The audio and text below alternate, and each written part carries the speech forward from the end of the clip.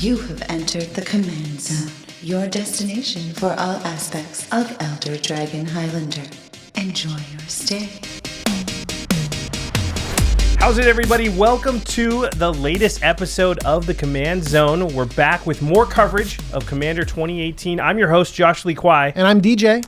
And we are finally at the last of the 4 decks for this year. It's Aminatou, the Esper deck. And everything has been looking so good. Yeah. I'm so excited. I mean, it's Commander Christmas. We've got a lot of new toys to play with here. This deck looks super, super interesting. The text box on this Planeswalker, you kind of have to read a couple of times to figure out like what might be going on. Then I'll let you read it. Well, yeah, we don't have the large one in front of us here, so I'm going to have to read it. Before we do the deck breakdown and talk about everything like we've been talking about with the other decks, we want to give a big shout out to our sponsor, cardkingdom.com/commandzone. If you use that affiliate link when you order the cards we're going to talk about today or this entire deck, you can pre-order right now at Card Kingdom. You really are supporting this show, game nights, and all of our content. We really do appreciate it. And while you're there, as with every other of the Planeswalker commanders, Ultra Pro has the themed deck boxes, the playmats, the sleeves that go along with this commander. In fact, these ones are super creepy because Aminatou is like this scary little girl. Look at this playmat. It's haunting. It's haunting. Yeah, hold it up so they can check it out. So do you want to intimidate the people at the them, commander creep tables? them out? Just literally, what you need to do is not have the girl facing towards you. Just face it towards your opponents. When you play. And be like, oh, Minatu's watching you. Her butterflies You are just coming. Whisper everything you say. Oh, Minatu. I draw a card. I cast a spell. Yeah, not scary. I like the look of these things flying around her too.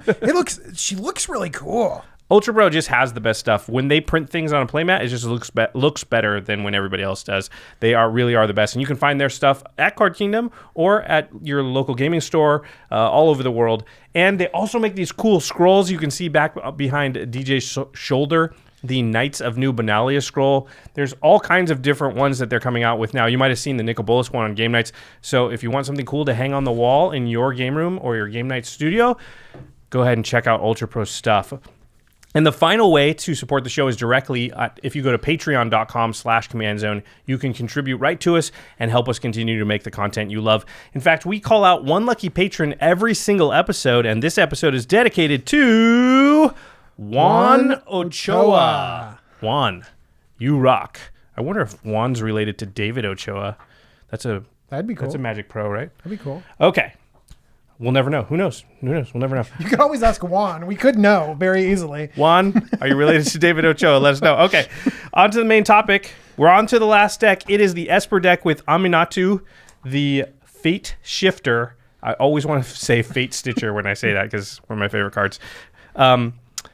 So just a disclaimer about these kinds of decks. We're talking about a quick upgrade, about 10 cards going in and going out, so we can actually play this precon. One thing we always like is to pull the deck straight out and start playing it, and then maybe if we want to keep playing it, change out a few cards. And so the way that we do that is by analyzing the deck, figuring out what it's good at, what the commanders do, and really get you playing the deck as fast as possible. Right, exactly. It's just quick upgrade. It's not like a from the ground up type of thing. And for this exercise, as with the others, we're not really going to talk about the mana base. It's mostly fine. You can upgrade it for sure. But if you run the mana base as it is straight out of the box, the deck's going to play. And we're also going to consider budget maybe a little bit more than we do for our average sort of deck review on the show. We're going to not really talk about cards that are over $25. And for the most part, we're going to want to try and keep all the cards under $5 if we can. Maybe one or two more expensive ones thrown in there just for discussion. All right, let's talk about this deck. There are, as with the others, 3 new commanders in the Esper. Esper's a shard, right? In the Esper shard. And then there's one commander that's in a 2-color pair in Dimir. So I'll read Aminatou. Aminatou, the headliner of the deck, the oversized card on the box, the Fate Shifter, is white, blue, black for a 3 loyalty planeswalker. So 3 mana, 3 loyalty planeswalker. Has a +1 that says draw a card, then put a card from your hand on top of your library. I was excited when you said draw a card, and then I figure you have to put something back then. Right. So it's not card advantage, it's card selection. Right. And it's not even that much card selection, right? Because it feels like card draw, but you're not up cards. You draw a card and then you put one back. So you have the same amount of cards when you're done with that as you did before. And then next turn you draw the card you put down there. So it's not even really great card selection, right? Yeah, you're right, actually. So it feels like the +1 is not that great. We'll see what's going on there a little bit later, but it does allow you to manipulate the top of your library, right? Okay. Put something specific there, which certain cards do care about. She has a -1. Her -1 is exile another target permanent you own, then return it to the battlefield under your control. So two things to note. It's target permanent. A lot of these blink effects only work on creatures. This works on permanent. And it says permanent you own, not control. But then it returns it to the battlefield under your control. So if somebody has stolen something of yours, you can blink it and get it back. It works with things like Gilded Drake. Ooh. And things like that. So this is an interesting blink effect. It is a minus. So, you put her out, you can do this 3 times, and then you're going to have to cast her again. It seems not... in some way, if you just described Gilded Drake is 1 and a blue for a 3/3 flyer, and when it enters the battlefield, you get to give someone else that Gilded Drake and take one of their creatures. Right. And then if you blink the thing that you own... You own that card. That's your card. Gilded Drake. Yeah. It will come back onto the battlefield under your control and immediately trigger again, and you can steal something else. Right. It's a trick you pull in Rune decks and Brago decks. You can do it with Aminatou because of the way that she's worded.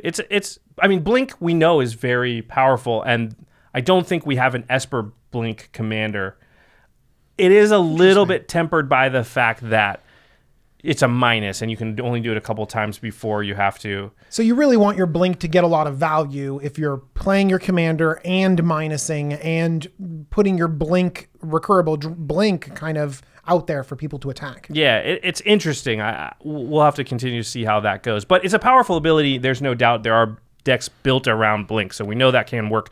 The first 2 abilities, though, they don't work together in any way that's at least immediately apparent, right? I can't, yeah. Drawing a card and then putting it on top of your library just seems to have nothing to do with blinking stuff. So that's really weird. And then her ultimate gets even a little more weird, which I guess you would... expect from a little girl who's in the middle of a lake surrounded by scary moths wearing a veil. I don't even know what's going on. And she's got a stick firefly too. in her hand. She's got a stick. Yeah, and she's a stick. actually lit the butterfly on fire, the moth on fire. Maybe. No, I don't know. I don't know. She's freaking me out a little bit. Okay, so her ultimate is -6. She's a 3 loyalty planeswalker. So if she came out in +3 times on the 4th turn, you could do this. Seems unlikely, but here we go. Choose left or right. Well, that's beginning interestingly. Each player gains control of all non-land permanents other than Aminatou the Fate Shifter, controlled by the next player in the chosen directions. So if you're saying... all permanents? All non-land permanents? All non-land permanents. So I get everything. If I choose right, I get everything from you? From the player to your right, yeah. But then you give everything you've got to the player to your left, and they took it from me. Got it, exactly. Got it. You don't just get somebody's stuff without any downside. Does it? What about Aminatou? Do you give Aminatou? It says except Aminatou. Okay. So you keep Aminatou, and everything else gets shifted over. So if I have nothing on my battlefield except for Aminatou, if you have I just get to take all of your stuff? I mean, if you have nothing but Aminatou with enough loyalty You've counters. been blocking this whole time to protect your Aminatou. Sure. So literally on the last thing, you're like, oh, I've barely made it to ultimate, and I'm finally... I like that sequence of play right there. That's good. This does... Okay, it's a weird ultimate. I think it sounds amazing. It sounds cool. It's just so hard to get to. It does synergize with her negative ability, so you could still exile target permanents you own, so that you just gave to somebody else. Jimmy just took my stuff, and literally... it's like you took my stuff and Jimmy took your stuff, and then I get my stuff back from Jimmy as I one exile thing at it. a time, slowly. Look, we're reaching for synergy here. Like I'm trying to find something. I think it's just great, just taking all of everyone rotates. You just take all of the stuff. I sort of think the head scratchiness of this is actually in your favor because your opponents are likely to be like, I don't know what the heck is going on over there. So they might not be so scared because none of these seem particularly awful. I mean, the ultimate's bad for the one person at the table that's sitting either to your left or your right that has the most stuff. It's only bad for like the person that has the best stuff. Yeah. And if that person is diagonal from you, you don't even get access There's no way to that. you can get it. Yeah. So super weird. Anyway, okay. So that's the Is there a way? one. I guess Deep Glow Skate gets you to the ultimate faster. Sure. Because you can't really double. And you can blink it. right? Is deep glow when you cast, or is it ETB? Yeah, no, it's ETB. Okay. So, deep glow to double it, and then you minus and blink it. No, but anyways, yeah. well, you don't care if somebody gets deep glow once it's already ETB'd, right? That's right. So, okay, sure. We're doing it. We're breaking this commander open right here on camera. There are 2 other commanders we should consider here, DJ, before we get too excited. Other commanders before I start just stealing everyone's stuff. Okay. We have Varina, Lich Queen. 1 white, blue, black for a 4/4 legendary zombie wizard. Whenever you attack with 1 or more zombies, draw that many cards, then discard that many cards. You gain that much life. Zombie Lord in Esper. Esper zombies, Josh. Yeah, Esper zombies. And we have white zombies from Mom and Ket now, so. This really is Commander Christmas. Yeah. We've asked for a lands commander. We've asked for a Banchantments commander. We got one. We've asked for an Is It Artifact. You certainly asked for an Is It Artifact commander. And now we got Esper zombies. I don't think anyone asked for the creepy child that blinks stuff, but Esper zombies we asked for. But we asked for Esper zombies and we got it. DJ, oh my he's like a kid in a candy shop. This is great, everyone. This is great. It has an activated ability to exile 2 cards from your graveyard, create a tapped 2/2 black zombie creature token. So you can just kind of get value from creatures out of your graveyard. And what's your power and toughness? 4/4. 4 mana 4/4. Pretty good. 4 mana 4/4. This is actually it's looting. This is actually looting, and you like stuff going to your graveyard, and that synergizes with the second ability because you can pay 2, exile some stuff you don't need, and then boom, you get yourself another zombie. Yeah, I think this card is a legit actual zombie commander. I like that it's a zombie herself. Yeah. Herself? Queen, yeah. Because the Gisa and Geralf was great. But they're not zombies. Yeah. The Scarab God was great. Not a zombie. But not a zombie. This is like literally Esper zombies, man. Also, yeah, those don't have white in them. So this got to open up a whole bunch of avenues because white is another sort of resurrection color. Yeah. So recursion color. So yeah, that feels like you said, Amonkhet has some great zombies in white in it. So that feels like a good deck. And there's a 3rd Esper commander, new one anyway. It's Yenet. Yenet? How do you say that? I'm going to go with Yanet, like it's Janet but it could be Enet. Probably is. Enet, Cryptic Sovereign. That's 2 in Bant, 2 in Esper, 2 white, blue, black, 5 mana total. For a 3/5 Sphinx, legendary creature, of course, has flying, vigilance, and menace. This thing's hard to block. Yeah. And it says, whenever Enet, Cryptic Sovereign, attacks, reveal the top card of your library. If that card's converted mana cost is odd, you may cast it without paying its mana cost. Otherwise, draw a card. So if it's even, you still draw the card. But if it's odd, you just cast it. You Jaleva it. Heleva it. I'm going to be playing a lot of odd mana costed cards in this deck. You just make them all odd, right? Yeah. So, I mean, if you have any, except you for might like have a couple some mana rocks even or ones something. Like that. Yeah. Maybe things that you wouldn't want to cast. Maybe you have even for your Low board drops. wipes. For your board wipes. Oh, Because yeah. you don't want a Wrath of God Or, in this situation. even so you draw the Wrath of God. Counterspells, even counterspells. Yeah. So you can draw those. So you can draw that. Oh, that's interesting. Okay. So this does, we've had Commanders. Narset is in this mold. Atali. It does even better. It hits everyone. Heleva. Yeah. So this, but still pretty cool. Sounds cool. Cool. And then we've got one more who is, ironically, another commander people have been asking for as far as like an archetype. We have Yuriko the Tiger's Shadow.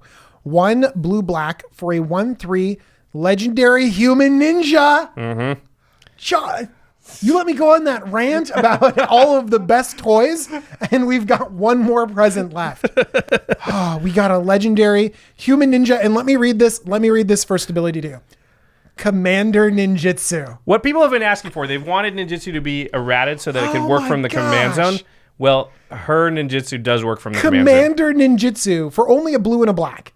Whenever a ninja you control deals combat damage to a player, reveal the top card of your library and put that card into your hand. Each opponent loses life equal to that card's converted mana cost. We should read what the ninjutsu means for those that don't know. Basically, ninjutsu, for this one, it's blue and a black, but there's different ninjutsus. This is the only one with Commander Ninjutsu. Blue-black, return an unblocked attacker you control to hand. Put this card onto the battlefield from your hand or the command zone tapped and attacking. So it's like they're in disguise, and as they get close to their target, they whip off their cloak and they're like, well, I'm a ninja, actually. You thought I was something else. And then they get some ability. And so Yuriko is kind of a ninja lord in some ways because, first of all, she works from the command zone, which no other ninjutsu does. It has to be from hand. And whenever a ninja you control deals combat damage to a player, reveal the top. So you get to do that for other ninjas you control. Oh, yeah. So if you whip her out in the place of a unblocked creature while a couple of other ninjas are getting out, you could reveal a bunch of cards and cast. Put the cards into your hand and then cost them life. So I like, by the way, that effect of draining them as you're drawing cards. Yeah, I think that's really cool. It's on Big Sorin. It's on the new draw creature with Ascend, Twilight Prophet. So I like that effect a lot. That reverse Bob effect. Yeah, I like drawing cards, and yeah, Bob is great, but in Commander, no, I'd rather deal you damage than damage. Than me take damage, yeah. So it's interesting, and it'll be interesting to see how this plays out, but I think ninjutsu is quite a bit worse when it's in your command zone, right? Ninjutsu is supposed to be surprising, and when they know it's a possibility, it's not going to be like somebody goes, well, I'm not going to block that creature. Oh my gosh, you can ninja? That's never going to happen. They're going to be like, okay, I guess it's fine if you ninja. I can't do anything about it or whatever. These are legal. This is legal in Legacy. Sure. Wouldn't it be funny if there is a Legacy ninja deck? It would be funny because it would have to be really good, and I don't think it probably would be. This is a 3-mana 1/3. You can't play that in Legacy. You can play that for 2. Yeah, but you have to have another unblocked creature attacking. Your Bird of Paradise. Your Delver. Your Delver. And then you return your Delver, and then you get to flip cards, and no, it's not that good. No one's going to ever That's right, Shaman's gone. There's room in the format, Josh. For ninjas. There's room in Commander decks everywhere. This is great. Did you ever watch that old YouTube channel called Ask a Ninja? No. Go look it up right now. It's hilarious. It's an old... Is it a real ninja? Yeah, of course. I don't know. It's probably not. No, it's not. It's not. It's just a dude making a ninja voice. Dude, with like a ninja Johnny, costume like Johnny Karate or something Kinda, like that? Yeah. Okay. So let's do a breakdown of the deck like we normally do. So we're going into our stats. All right. Into the stats department. So card draw. There's only 6 cards that draw cards in this deck. Now, there are about 4 to 5 brainstorm or ponder type effects. So those are cards that kind of cantrip and also set the top of your library in some ways or let you know what it is. Well, Josh, every ninja is going to draw a card.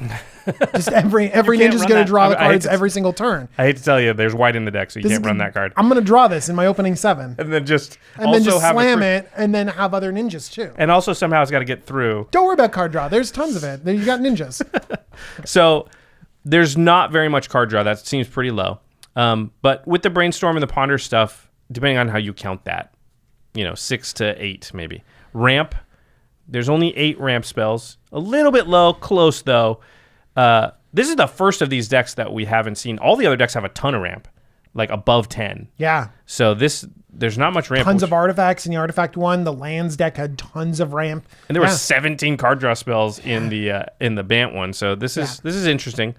Targeted removal, there's about 6 pieces, which it's close, 6 is fine. Yeah, you could have 1 or 2 more, but we're splitting hairs. And board wipes, there's 5. So again, in the range, right? Yeah. Yeah. So those numbers look good on target removal and board wipes and ramp, but board wipes and target removal, but card draw and ramp looks a little bit anemic. So here's the thing about Aminatou that you kind of begin to realize as you look through the deck, which is setting the top of your library is an important part of the deck. Her +1 of draw a card and then put a card from your hand on top of your library. That immediately brings to mind a mechanic called Miracle. So Miracle is on a bunch of cards, and what it says is there's a cost for a spell, but then it has a miracle cost. And the miracle cost is you may cast this card for its miracle cost when you draw it if it's the first card you drew this turn. So it only works for that cheaper cost if it's the first card you drew in a turn. And you'll notice if you watch like tournament players play, they draw cards in a very specific way, and this is why. They're just training themselves to draw it this way always in case they miracle. So instead of drawing a card like a lot of people do and putting it directly into their hand with their other cards, so you would draw a card and put it into your hand, they actually will draw the card, put it on the table, and look at that card separately. Because if it's miracle, they'd flip it up there. If it's touched your hand, now all of a sudden you could pull some shenanigans where you switched it with a miracle card, and that's why players draw cards in that way in tournament settings.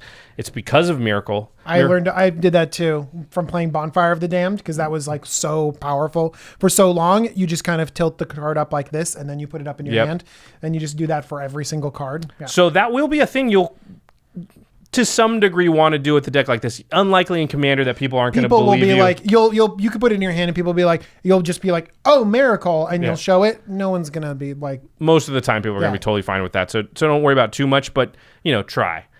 So one of the new cards is a new miracle card. It's called Entreat the Dead. This is new to Commander 2018, or new with Commander 2018. It's black, black, black, and XX. For a sorcery. It says return X target creature cards from your graveyard to the battlefield. So let's just go through this. Black, black, black, and 2. So 5 mana, I'd get 1 card from my graveyard onto the battlefield. It's okay. Not great. There are cards that do that. Yeah. 7 mana, I'd get 2. 9 mana, I'd get 3. I mean, 9 mana, we're getting... Beacon of Unrest is 5 mana, and it gets something back. But we also see uncommon spells for 5 mana that just bring a creature back. So it's not that powerful. There's that blue card you were talking about from Hour of Devastation. I forget, Hour of something that's like blue, blue, blue, and X. Maybe Hour of Promise? No, that's the white one that's better. Yeah. But it sort of makes 4/4 token versions of things in your graveyard. It's Scarab Gods like 3 or X things. So this is an effect we've seen, but what's the miracle cost? Because it does have miracles. So for miracle, if it's the first card you've drawn this turn, you can cast it for its miracle cost. It's black, black, and X. So you said, let's imagine this with 5 mana, right? Right. So let's still imagine it with 5 mana. You get 3 creatures from your graveyard to the battlefield. That's insane at that rate. That's great. If you have 6, you get 4. Like, this card is really, really powerful for its miracle cost. But all... borderline unplayable for its regular cost because it costs so much. You got to pay X twice. You might end up playing it later on, like if you desperately need it, but you really want to miracle it. If you miracle it, it can be game winning depending on when you do it. Just what if you get 6 cards out of your onto the battlefield? It's cheating of mana cost, which is what we always say is so powerful. So Miracle is a big sub-thing of the deck, even though there's not a ton of Miracle cards in there. There's only 5. But but it works so well with Aminatou's ability, and they're so efficient. Because you get to put the card back on top of your library. Correct. Now that seems to be making more sense. Right. Okay. So, but that's only 5 cards. Yeah. One thing about Miracle, by the way, is that when you say, I have a Miracle, you can't do other stuff. Like one thing that people want to do is they want to play their land drop. Can't do it. You can't do that. So you got to cast it right then. Even if it's a sorcery, you cast it then. So also, if you manage to draw a card on somebody else's turn and it's a miracle card, you cast it right then. The brainstorm, you brainstorm on someone else's turn and you're like, whoop, that was the first card. Yep. Yeah, that works as well. Okay, so that's only 5 cards though, like I said. And it's like, okay, is Aminatou really in there for 5 cards? Like, is that first ability really in there for 5 cards? So I was wondering what other cards in the deck care about the top of your library, or how many? And there's about 11 or 12 cards in the deck besides the miracle cards that care about the top of your library. So I liked what you did there. I missed. So some of those cards are sort of mechanic-based cards, like Manifest is a mechanic that cares about the top of your library. What you should do it'll say manifest the top card of your library, and you just take your top card and you put it face down onto the battlefield, and it's almost like it's a morph. It's a 2/2 creature, and then if it is a creature that's under there, it's upside down, and you look and you go, oh, that's a creature. You can flip it up by paying its mana cost. But if it's an instant or sorcery, you can't flip it up. It just sits there as a 2/2 creature. Yeah. So it kind of like allows you to place maybe a good card on top of your library with Aminatou's +1, manifest it, and now I know what that is, and you don't, and I could block and flip it up, or I could attack and you don't block, and it's Eureka. Or you can... blink it. You can blink it as well, and it'll come back onto the battlefield face up. Yeah, so if a manifested or morph card gets exiled and returned to the battlefield, it doesn't return face down, it returns face up. And that would allow, even if it's a land or something that you manifested, it will now come into the battlefield just as its face up side. So you're right, it does have synergy, Manifest does, with both of Aminatou's abilities. If it's a spell that comes back, by the way, you're like, oh, I want to blink out this Entreat the Angels and bring it back again. Nothing happens. Sorceries and instants don't really work. So don't try that with the sorceries and instants. Another mechanic that works good with knowing the top of your library is Cascade.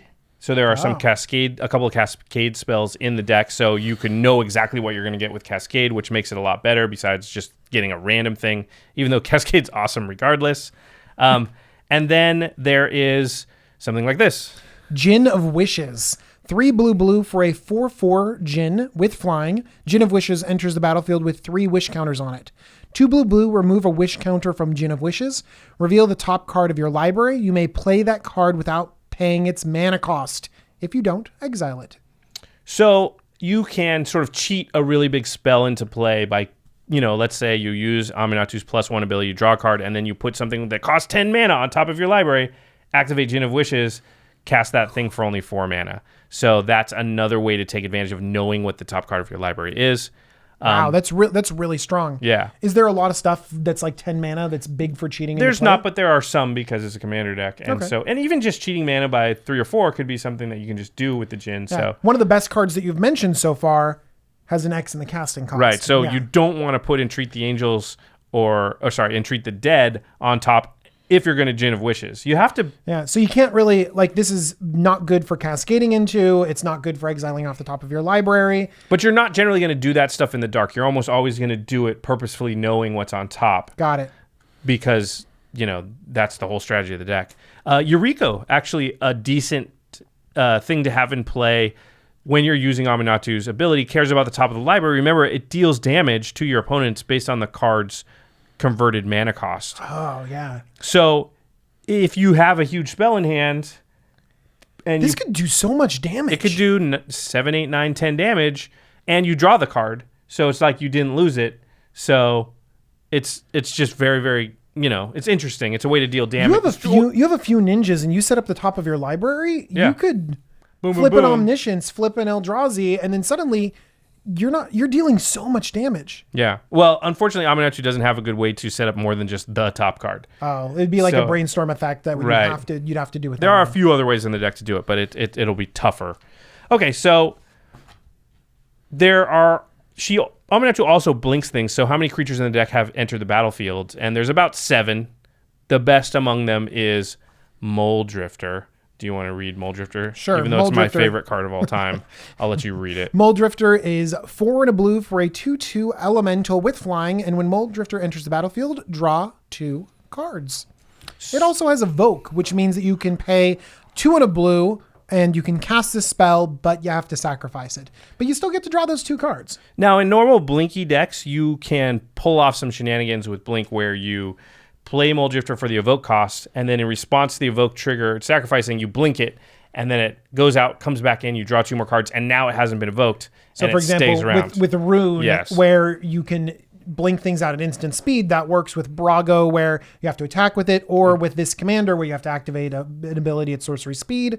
It doesn't work. But still, this card is great. Still, if Aminatou's out, you pay 5 mana, draw 4 cards basically because you play this and blink it. That's amazing. And then you can do that next turn and next turn and next turn.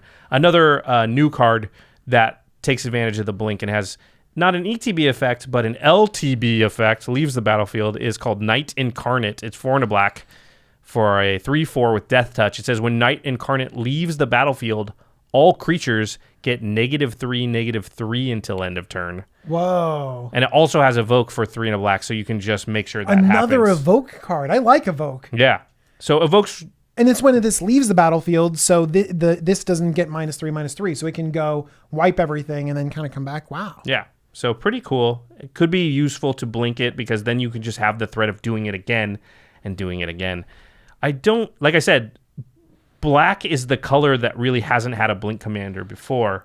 And so black is this sort of untapped potential for blinky stuff. Yeah, I know because I've tried to build Gaunty decks where you want to blink Gaunty in and out, and we really have to stretch and go into artifacts and try to do some weird graveyard shenanigans and stuff like that. Yeah. And it seems now that we've got a little bit of blink action in black. Yeah, so pretty cool. Opens up some new possibilities. All right, so if you'll notice, Yannette was one of the other commanders, and Yannette was the one that can cast the top card of your library if it's odd casting cost. That's right. And so here's a card that cares about the top of your library. But if Yanet's your commander, you don't have Aminatou as your commander. And then how do you know what the top card of your library is?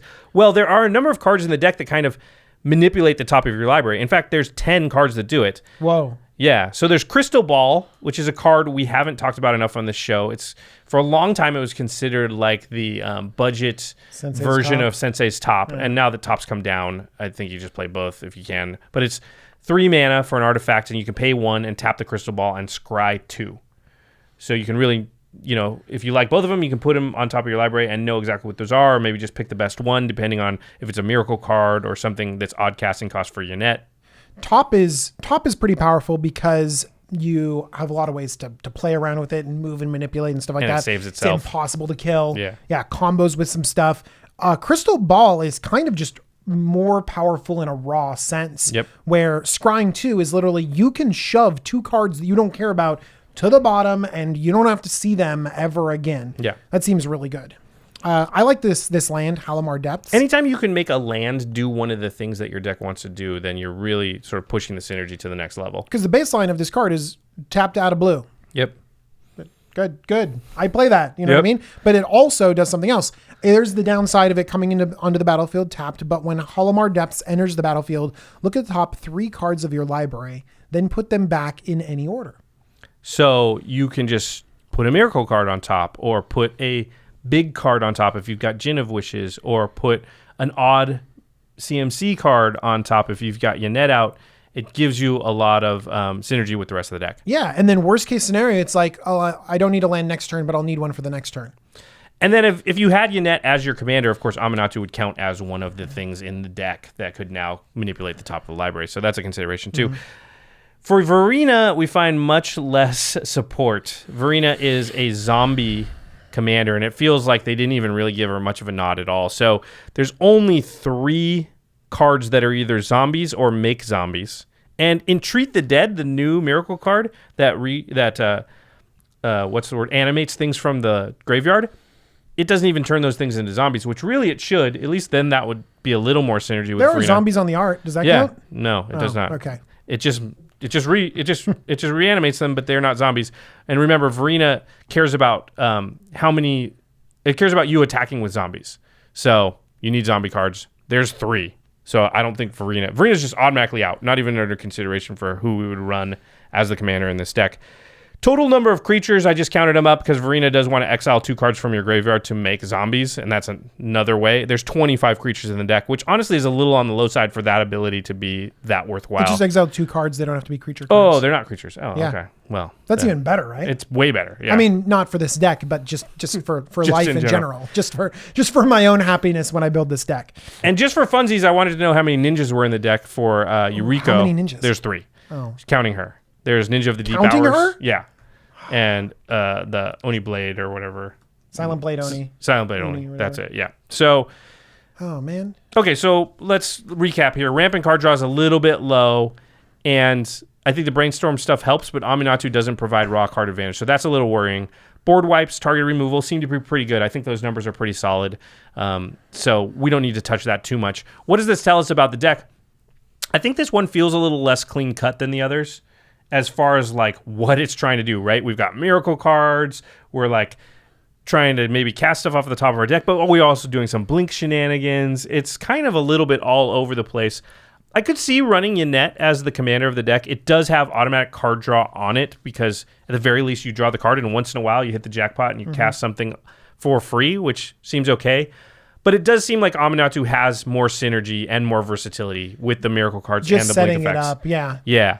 So, Manifest seems to be the thing that holds a little bit of this together because it works with Blink and it works with the top of your library too. yeah, for sure. So I give Aminatou the edge here and would recommend running her, but I think it's closer than, say, the Saheeli deck or the Lord Windgrace deck, where you definitely want to run those as your commanders. I guess the last one, the Bant deck, we made a choice. We changed it up, yeah. But it could have been Estrid. I mean, if somebody ran Estrid, you wouldn't say, oh, you're nuts. No, yeah. Okay, so given that Aminatou is going to be the commander that you're running, what are the best cards that come in the deck? We already talked about Mole Drifter, which I'm always going to say is that if Mole Drifter's in a deck, it's one of the best cards in the deck. And then there's this card. This card is Entreat the Angels. XX white for a sorcery that says create X 4/4 white angel creatures tokens with flying. So that means that, well, let's use the 5 mana again. For 5 mana, you get a 4/4 angel creature token with flying. For 7, you get 2. Okay.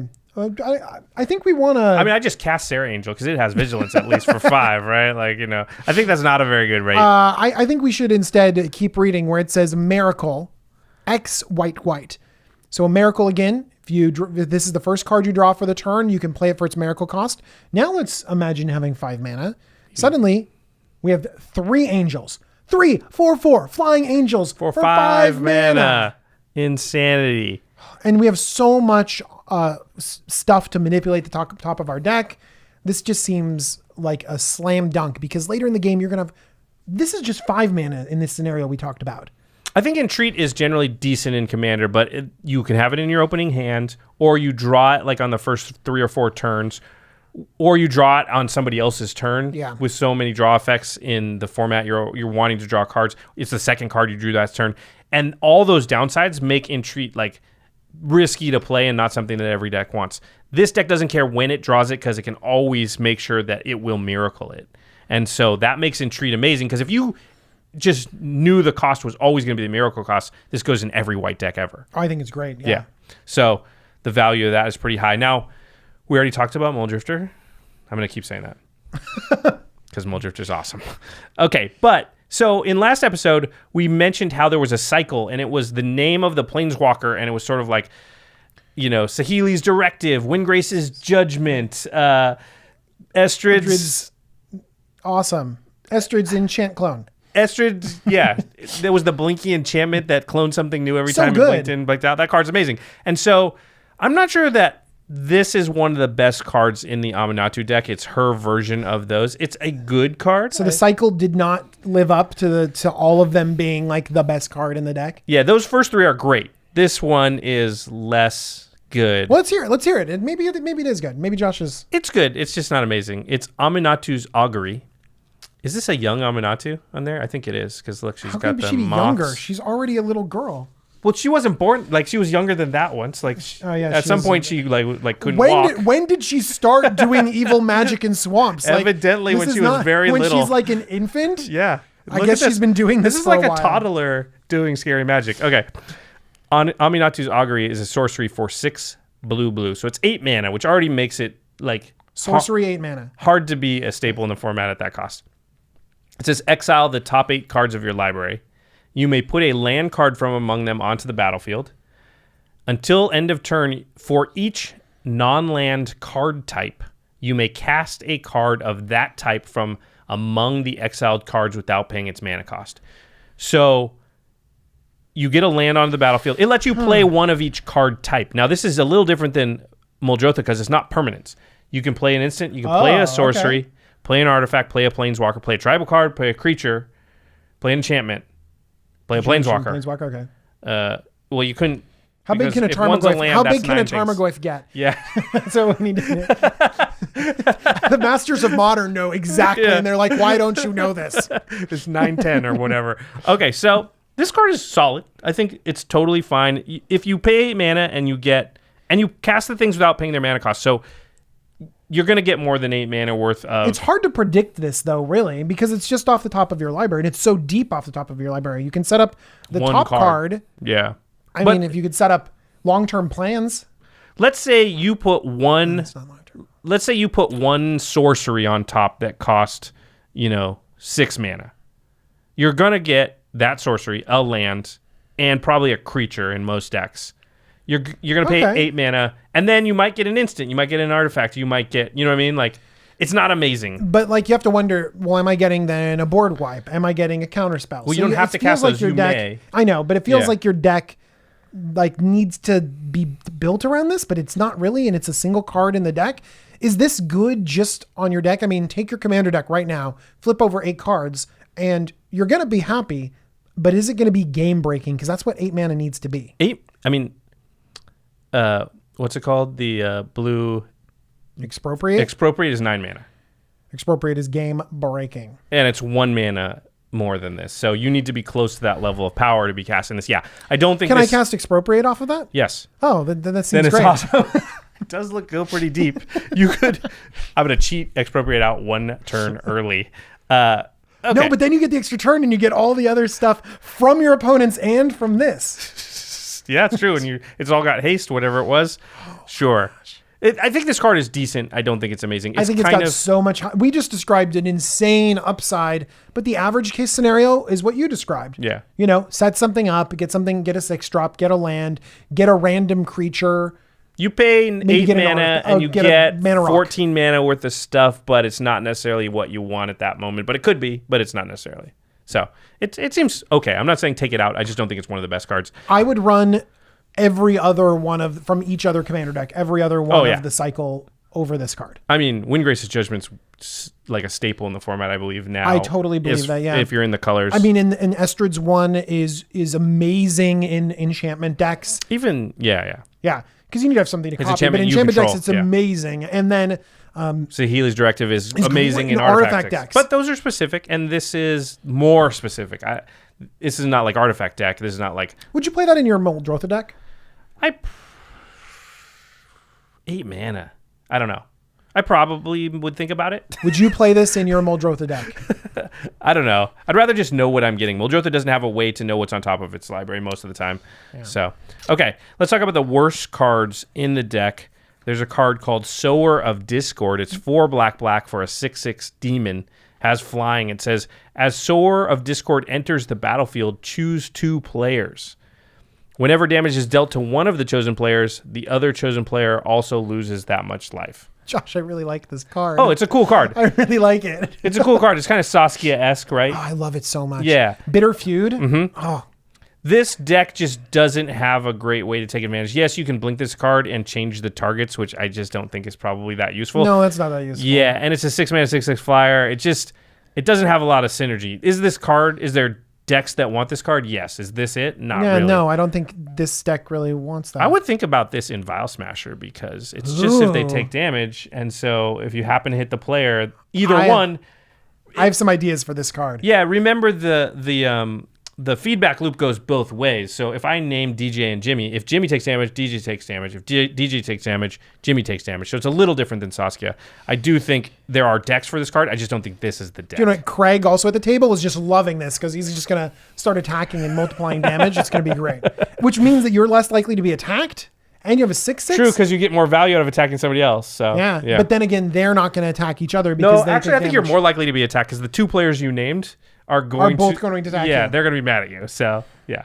Anyway, I still like the card. I also like this card too. Because if I name Jimmy and you, and Jimmy hits you, he takes damage. So he's not going to hit you anymore. I like this card less. You got to be... No, I like this card a lot. I think it's Vial Smasher. By the way, politically, you're right. There's problems with it. But seriously, we're describing scenarios that doesn't work in this deck. Right. Where we want damage thrown around everywhere. You want to be aggressive. That's not this deck. It's not this deck. I like this card, Josh, and Josh is hating on it. No, actually, I don't like that card. Basically, Army of the Damned. Yeah. You don't like it when it's on the stack?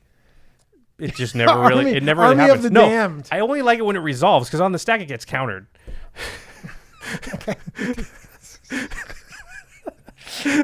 That's what happens in my experience. 5 black for a sorcery. Create 13 tapped 2/2 black zombie creature tokens. This also has flashback for 7 black. For a mere 18 mana, you could have 26 zombies. You sound like the person who was telling me about their 200 power Mana Gorger Hydra. I mean, a 200 power Mana Gorger Hydra would kill you, wouldn't it? No, I will Chaos Warp it or something. Utter End. Guess what? Your Chaos Warp and Utter End will leave me with 23 tapped 2/2 black zombies. Pachow, you can't have all the answers. Mana Gorger Hydra's over here, swing at you. Here's the thing. But do you know what else you mentioned earlier? Is that it doesn't synergize with our zombie guy. I mean, it sort of does, right? It synergizes with the first part.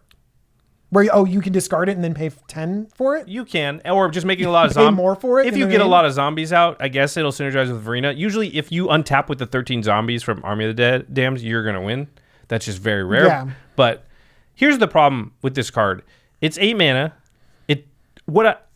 Does putting it on top of my library do anything good? No. Does blinking it do anything good? No, blinking tokens is bad. So it's not doing either of the things I want to do. I don't want to even ultimate with Aminatou. I don't want to give 13 zombies to somebody. This card isn't even an odd casting cost so that Yannette can... Like, if I had a huge spell in this deck... Why is it an odd? Aminatou's Augury is an odd. 8. Yes. So if I have a huge spell in this deck that I want to cast, I want to at least have the chance to cast it for free somehow. Djinn of Wish is the only way. You've convinced me that it's not odd. Would you play this if it costs 9? I might think about it at least. Really? Well, that's at least awesome. I'd have 2 ways in the deck to cheat it out. Like now there's 1 way, and that's half as many ways. You're right. You're right. But I think I'd still probably pull it out. Even if it was 9 mana. Now 7, we can start talking. Okay, so out of the box, the deck feels kind of unfocused. To make Aminatou work, you want a lot more cards that care about the top of the library. There's less than 20 cards that really care about the top of the library. And or you want more blinky shenanigans, because remember, there was only 7 cards in the deck that had enter the battlefield effects. Now together, sometimes I'm doing the miracle top of my library thing, sometimes I'm blinking stuff.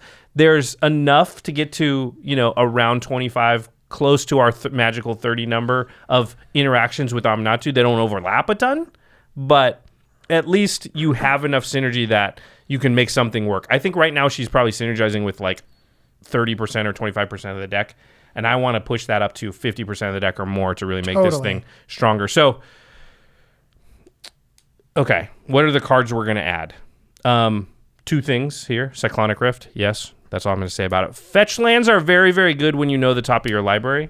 That's right. They allow you to shuffle. So one of the things in Legacy that people were doing forever with Sensei's Divining Top, which is actually the very first card you should add to this deck, because it does what Aminatou wants to do even better, and works with Aminatou too, because I can draw the card of the top 3 that I want. Hold on, I didn't explain Sensei's Divining Top. Let me finish the fetch land thing. Let's rewind here. Okay. Let me finish the fetch land thing. Sorry, I'm getting ahead of myself. If you know the top card of your library is and you don't like it, like you have a card in your hand that's Army of the Damned and you just can't cast it yet.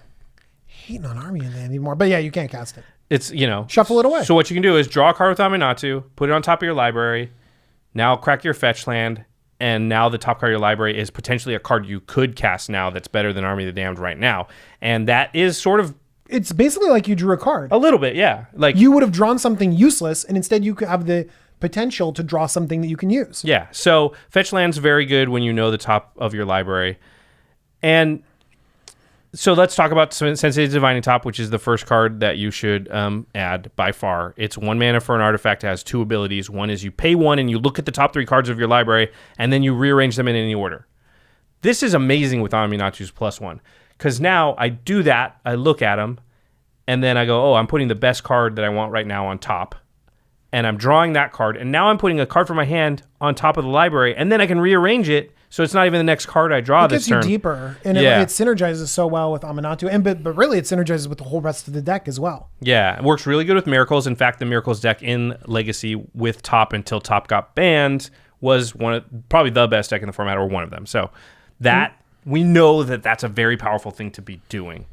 Okay, so... And the other ability is you can... Oh, sorry. Yeah, you can tap the top and then draw the top card of your library and put the top on top of your library, so that if anybody Vandal Blasts or goes to remove it, it's just the top is very hard to get rid of. Or if you really need that extra card, you can do that. It's odd. It puts it on top of your library, and it's odd. So Yannette could just put it back into play.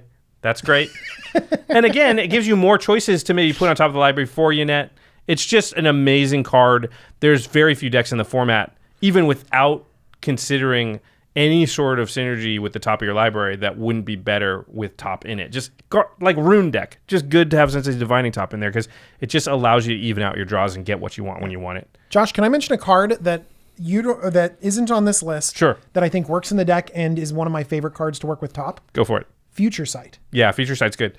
Because it's not in this deck, and it's a super discount card. The reason why I mention with top is Future Sight lets you reveal the top card of your library, and you can play that. Mm-hmm. And with Sensei's Divining Top, you can draw a card and put top on top, and then you can just play the top for 1 mana. Yep. You can also play lands. Yeah. And if there's not a land there with Aminatou, you could place a land there. and then play the land from the top of your library with Aminatou. And Future Sight is it's pennies. It's cheap. It's very cheap. It's a very underrated card. I think it's I had really saved good it from one of my other budget underrated cards. I think it's a good card. I don't know if I would put it in the first 10 cards that I would add to the deck because I think it's similar enough to what. No, I think basically what you're doing is pretty solid. So, okay, let's talk about there's a glaring omission in the miracles department that has to be rectified. So, more miracles, really more miracle. There's one miracle card that I'm sure if you're aware at all of what miracles are, and you know this, you've looked at this deck list, you've noticed like that. Why the heck is that card not in there? It's one of the best miracles. It might be the best one in Commander. It probably is. It's just super good. It is Temporal Mastery. 5 blue for a sorcery. It says take an extra turn after this one. Exile Temporal Mastery. We don't pay 5 blue. Instead, we cast it for its miracle cost, which is 1 in a blue. So which is Time Walk. Yep, it's power 9 power. It's Time Walk. It's a 2 mana extra turn spell. With Aminatou, again, the downside of these cards is when you draw them, if you're there in your opening hand, well, it doesn't matter. You can just put it on top of your library and miracle it, so you can make sure that's going to happen. Extremely powerful. Why wouldn't you play a Time Walk in your deck? Like you would. Yeah. And this is just... You'd play a Time Walk in almost any blue deck. Yeah, and this is almost always a Time Walk because it synergizes with so many different cards. Another card I like because I'm looking for more payoffs for knowing the top of my deck is Dark Tutelage. So this is 2 and a black for an enchantment. It's Bob. It's at the beginning of your upkeep, reveal the top card of your library and put that card into your hand. Then you lose life equal to its converted mana cost. So Aminatou now becomes a value engine that's going to draw you a card, put your cheapest card, maybe a land, on top of your library so that next turn Dark Tutelage is going to draw you that extra card. And now you're getting card advantage from Aminatou. I don't like Bob in general in Commander, but it's very, very powerful if you can manipulate the top of your library in this way. And I think it's even better than, like, say, even with Sensei's Divining Top, something like this can get out of hand because you push your high casting cost spells to the bottom, but then eventually you have your top 3 are all high casting cost spells and you're going to have to take a bunch of damage. Whereas Aminatou allows you to put something from your hand on top of there. And so you can just hold that card and always put it on top of there if you want to. Well, with top, you always take 1 damage because you can tap and put the top on top, and then you flip the top over and you're like, I only take 1. Yeah, it's okay. Yeah, but it costs you a mana. But sure. You can sort of make some. It costs you nothing because you just tap the top, draw you have the to card. recast it, right? Oh, yeah, you have to recast it. So, you're right. Yeah. That is a good usage of it. But top isn't guaranteed card that you're always going to have, whereas Aminatou is. So Totally. I think that's what makes something like Dark Tutelage. And I prefer it over Bob, who's Dark Confidant, the creature, because it's a creature. And because Bob is like, here's the thing. Bob's Bob's been like all over $50. the place. I don't know what Bob is now. It used to be 50. I think it might have. I think it's back I think up. it might have been back up again. I think Yeah. it might be like $80 or $90 It's now. definitely way above our $25 limit. Yeah. So, okay. And it doesn't work in so many other. Yeah, this is great. So here's a card that hasn't seen a lot of play, and I've been looking for a home for it, and I think this is probably it. It's Druidic Satchel. 3, it's an artifact, and for 3 mana of any color, you can. Well, okay. Let me start over. It's a 3-mana again. artifact. There we go. Druidic Satchel, 3 mana artifact. For 2 and a tap, reveal the top card of your library. If it's a creature card, put a 1/1 green sapling creature token onto the battlefield. If it's a land card, put that card onto the battlefield under your control. If it's a non-creature, non-land card, you gain 2 life. I want to be hitting lands with this. Yeah, and I think Aminatou can sort of guarantee that you're going to hit lands most of the time by you put the land from your hand back on top of your library. This is ramp. 2 mana tap ramp? 2 mana every turn? In a non-green deck, you've got land ramp, which is, I think, very powerful because most decks without green have to rely on artifacts, and you're just liable to get blown out by Vandal Blast and things like that. One of the most powerful things green can do, and why it's one of the best colors, maybe the second best color in the entire format, is because of land-based ramp. This gives you that with Aminatou. That seems great. Yeah. And you can activate it every turn, basically, and getting just a 1/1 to protect your Aminatou. It might be something you do seems fine. sometimes. Yeah. And like you can do it blindly too. Even if you don't know what's on top, you're just like, sure, I'll take a spin with the Druidic Satchel. Yeah, because I have 2 extra mana, so why not? I think when the Druidic Satchel, when you don't know the top card and you can't set it, it's like not playable, but at least it doesn't do nothing. But now that like I can set it most of the time, the sort of in the dark activations are gravy. Okay, the next one. Have you ever played against this card? No, or with tell me about it. Okay, it's Psychic Battle. Little insider scoop here. We almost used this art for in response when we were doing that. That was I think we ended up with opposition, but we thought about this art. It's 3 blue for an enchantment. Whenever a player chooses one or more targets, each player reveals the top card of his or her library. Oh my God. The player who reveals the card with the highest converted mana cost may change the target or targets. If 2 or more cards are tied for the highest cost, the target remains unchanged. So if you get Psychic Battle out, Aminatou can just put your highest casting card thing on top of your library. There. Generally, anything above 6 will win this most of the time. Every once in a while, somebody will have an Eldrazi or something, but your average CMC in most decks is like 3. But when they draw their Eldrazi, you can still keep your 6 CMC thing on top. And you can just put it back there when you draw it the next turn. Yeah. So this allows you to stop all the Swords to Plowshares, Utter Ends, Chaos Warps.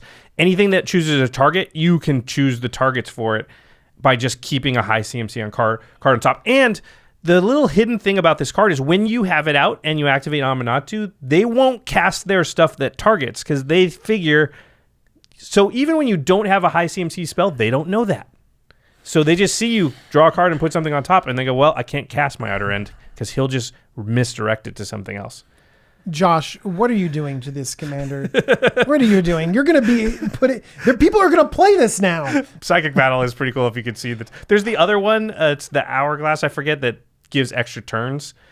I was going to put that one in, and you still could. The art on that is super weird. Yeah, I forget what it's called. I have it in my Joyer deck, but I wanted one or the other, and I went with this one because of the other one. The other one's a little more mean. It gets crazy. You just take all the extra turns, which is not the most fun thing. Yeah. Okay. And then the last category is mean too. The last category is more blinky shenanigans. So remember, Aminatou blinks permanents, not just creatures. So you can do some of the Brago-y things that Brago likes to do, and you may as well get some value. Go ahead. Not every Brago deck does this. No, that's true. Only the ones that win a lot. The Reality Acid. 2 and a blue for an enchantment aura. Enchant permanent. Any permanent. It has Vanishing 3. Okay, which means that it comes into play with 3 time counters on it at the beginning of your upkeep. Remove a time counter, and then when the last is removed, sacrifice it. Okay. When Reality Acid leaves the battlefield, enchanted permanent's controller sacrifices it. So usually in Fair Magic, you play this, and then 3 turns later, the thing dies. You play it on somebody else's thing. The Vanishing goes away. Reality Acid leaves, and then they're like, oh, Reality Acid left. Sacrifice that thing. Right. Josh, on the other hand, is going to blink it. Yes. And then it says, hey, Reality Acid left. Sacrifice that thing. It's any permanent. And then Reality Acid will come back onto the battlefield under Josh's control. And then Josh gets to attach it to something else. Yep. It's really, really good. It's really, really good. So that is a card that just allows you to deal with any permanent. Now turns Aminatou into a removal spell. And auras that come back onto the battlefield under your control, they have different targeting restrictions. Right, you can actually target hexproof creatures that way. Which is a nice little corner case. Yeah, if you don't know that rule, if an aura is blinked, then it doesn't target when it... It's so weird. It's so weird, but it enters the battlefield and then it gets around hexproof. You can just kind of like attach it. So it works against Narset and stuff, which is really weird. But Reality Acid, I mean, he's going to play it, he's going to blink it, and then it's going to come back, he's going to attach it to something else. And honestly, it's kind of a fine removal spell, even if you have the Vanishing. But when you add all the blink shenanigans, it's backbreaking. The Vanishing is actually pretty good because worst case scenario, you get rid of something. And if you're like the next turn, well, I want to miracle something, you just leave it on the thing and let it go down. And then eventually it will kill it if you don't ever want to blink it again. Or you can just like, okay, it's got 1 left, I'll blink it. It has Vanishing 3, so by the time you might be able to play 2 more lands and get your commander out again and then blink it again. Yep. Gives you time to do that. Okay, the next one is Act of Authority. This is 1 white for an enchantment. When Act of Authority enters the battlefield, you may exile target artifact or enchantment. And then at the beginning of your upkeep, you may exile target artifact or enchantment. If you do, its controller, the second one that you exile, gets control of Act of Authority. Ostensibly because at their upkeep, then they would be able to start getting rid of artifacts and enchantments. So you get 1 for free. Not for free. You you cast the spell. But you get one, and then on your upkeep, you get another artifact or enchantment, right? But then you say, okay, well, I destroyed DJ's thing with the second one. Here, DJ, you get active authority. And I'm like, well, you just destroyed my thing. I'm going to get something of yours. Right. But unfortunately, you have to wait till your upkeep to do that, and I can blink it now. And it comes back under my control. I enters the battlefield. I exile a target artifact or enchantment, and then on my upkeep, I get to do that again.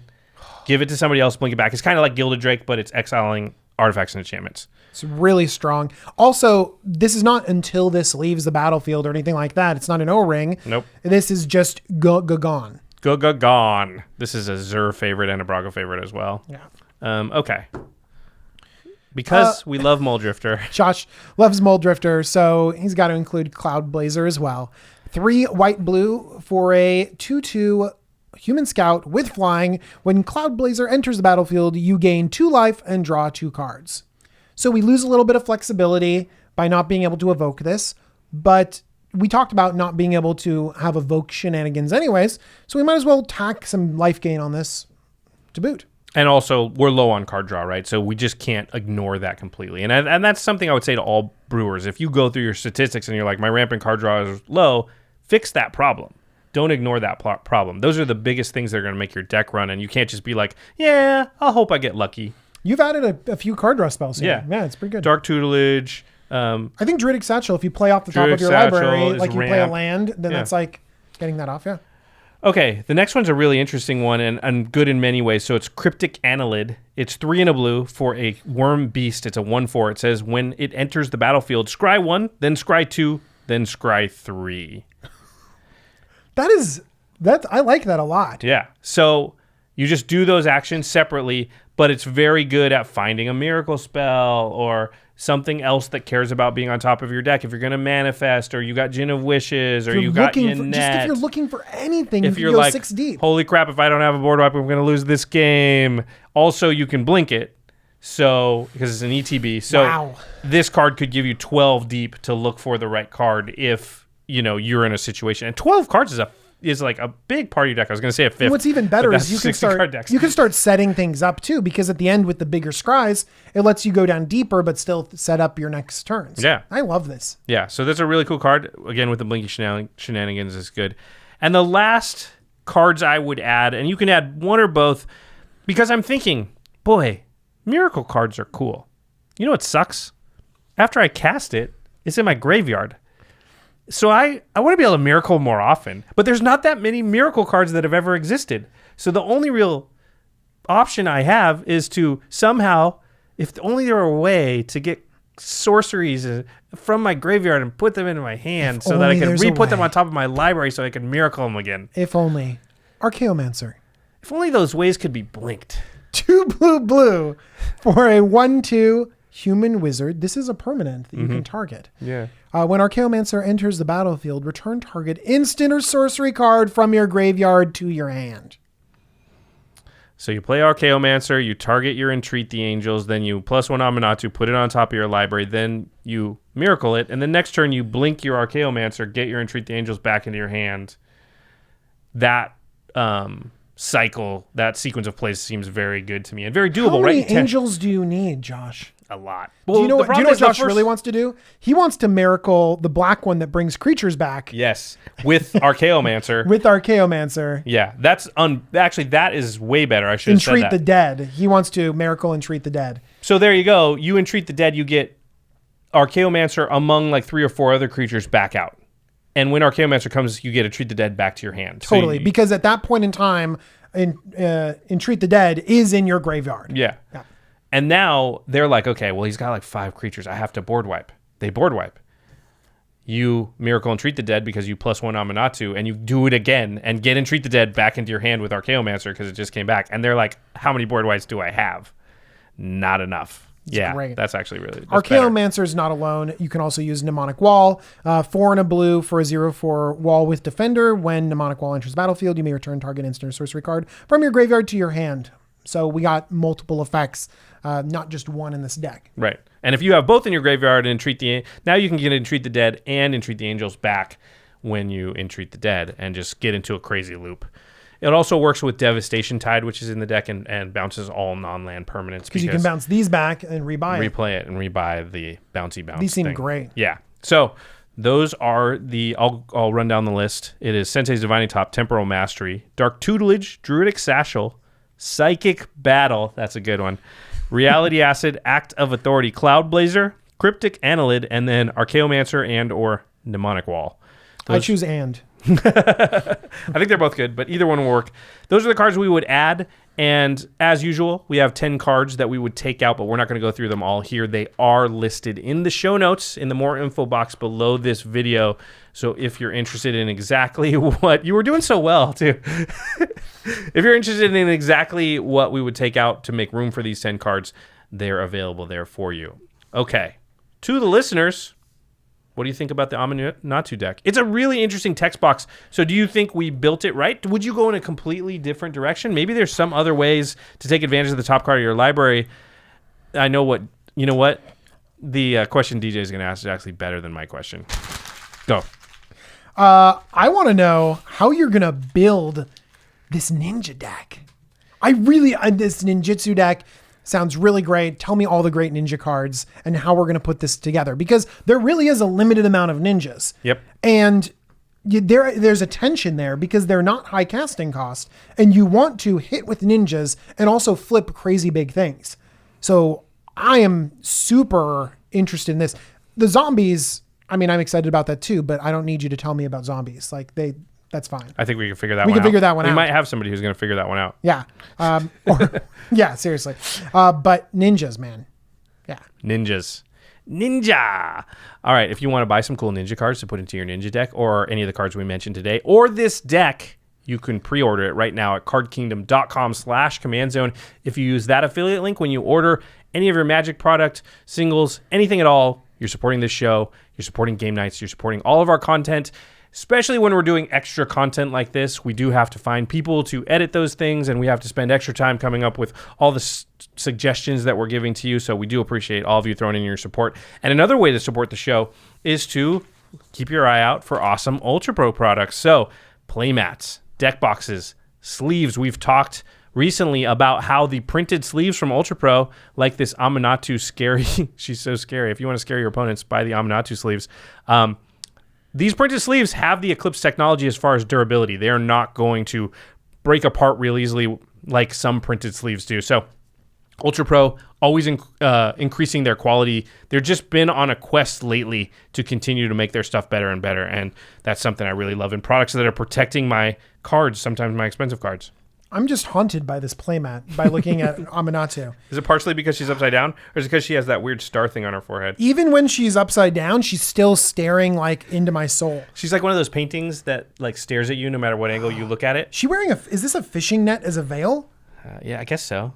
Jeez.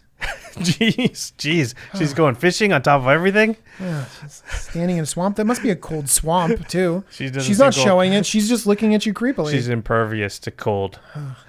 Okay, now it's time for the end step where we talk about something cool outside the world of Magic.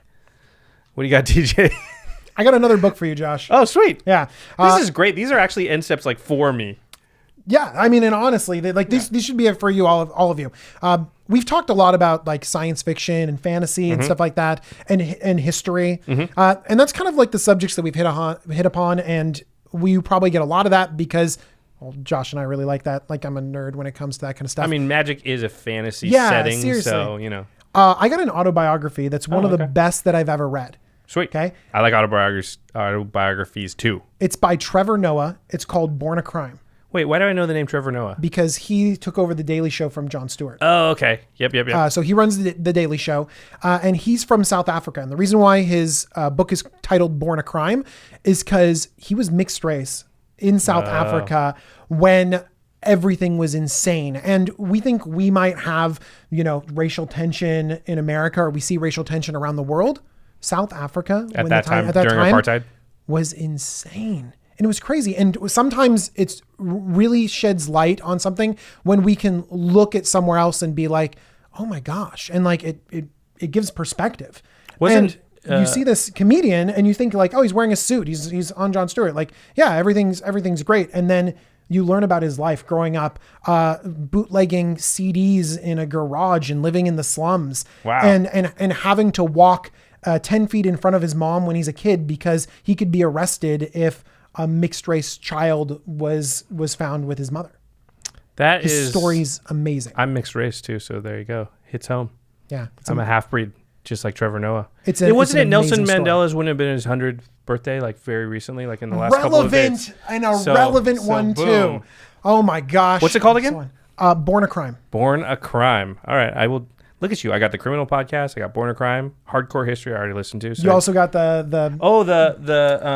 Oh, can I mention Brian K. Vaughan? Yes, Brian K. Vaughan. Yeah, the one that I forgot about because I was stupid. He was didn't write it down. He was like kicking himself. He's like, so why did I mention this? It's called Pride of Baghdad. It's a one-off of his graphic novels, and it is spectacular. So, I mean, I'm sure that someone in the comments for that previous video is like, why did you forget his best thing? I'm sorry. This is an addendum to the end step the 2 episodes one. or 3 episodes I got ago. more stuff, ever. Josh. I got more stuff. All right, we'll save them up because we have a lot of extra coverage for Commander 2018 coming to you very soon. If you haven't noticed, we've been releasing a lot more episodes because this is our favorite time of year and the time of year when everybody out there, ourselves included, is the most excited about the format, and we really want to get you guys the information as quickly as possible. A couple of other guys who like to get you information, but it's about the Masters format. The modern format are Alex Kessler and Ben Bateman. They run our sister podcast, The Masters of Modern. You can find them on Twitter at the MMcast, right next to us at collective.company. And they just started doing video versions of their podcast, which you can find on YouTube. You just type in Masters of Modern in the search bar there. They will pop up. And while you're there, also you should be typing in Jumbo Commander into that same search bar because you will find DJ's channel. It's really growing super fast. And DJ does a ton of deck techs and other videos. What's the most recent video at this time that you've got like coming out soon? We're all about Commander. We are going to have so many deck techs about the Commander format on these new decks. I mean, maybe it's not at this point in time, but we're going to do ninjas. You're definitely going to build. You're definitely I've got to build ninjas. I've got to build. Do I have to build odd tribal? I think I might. Odd casting cost tribal. Odd CMC tribal. Void Winnower tribal. Honestly, I've been geeking out with you guys right now about all of these cards, and it's only a matter of time. You just got to head over to my channel, and you're going to see so many awesome decks dealing with all of these cards. Yeah, so definitely check out DJ's channel if you like the stuff he's doing here, which of course you do. We hear every day from people saying, DJ, you're such a great co-host. Oh my gosh. Thank you. So there you go. By the way, we're doing a lot of extra content, so we don't know who's editing this. We want to thank all of the editors that we have. We have Craig Blanchett, Terry Robertson, and Murph. Thanks, Murph. Josh Murphy. And special thanks to Jeffrey Palmer for the Living Card animations at Living Cards MTG. All right, everybody. We'll be back very soon. We're finished covering the specific decks. We're going to look at the entirety of the set. We're going to do some deck techs on specific new commanders that aren't the planeswalkers. We got a lot more still to talk about, a lot of extra content coming. So hit that subscribe button, hit that little bell so you know when the stuff comes out, and we'll see you next time. Bye, everyone. Peace.